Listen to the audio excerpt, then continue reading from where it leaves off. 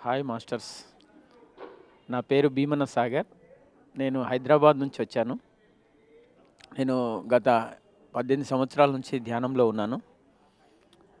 ముఖ్యంగా చెప్పాలంటే పిఎంసి వారు ఏర్పాటు చేసిన ఈ ఈవెంటు అసలు ఈ శివోహం అనే పేరు పెట్టడం, ఈ యొక్క అద్భుతమైన కార్యక్రమానికి రూపకల్పన దాల్చడం చాలా ఆనందంగా అనిపించింది. ఎంబటే నేను బుక్ చేసుకున్నాను. అలాగే మా మిసెస్ నేను ఇద్దరం వచ్చాము ఈవెంట్‌కు. ఇక్కడ చాలా కాశీ చూడాలని చాలా రోజుల నుంచి బాగా ఆలోచన ఉండేది.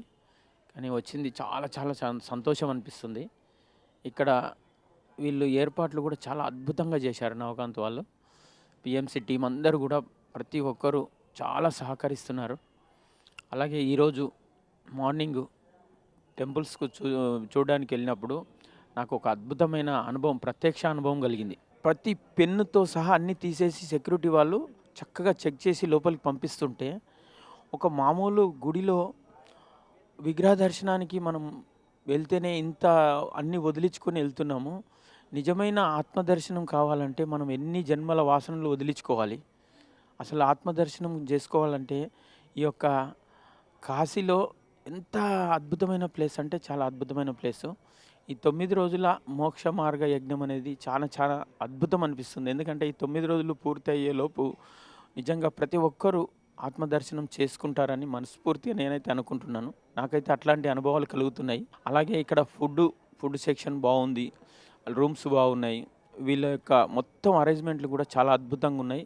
ఈ ఈవెంట్‌కు ఒకవేళ నేను మిస్ అయ్యి ఉంటే గనక చాలా లాస్ అయ్యేవాడిని అనిపిస్తుంది.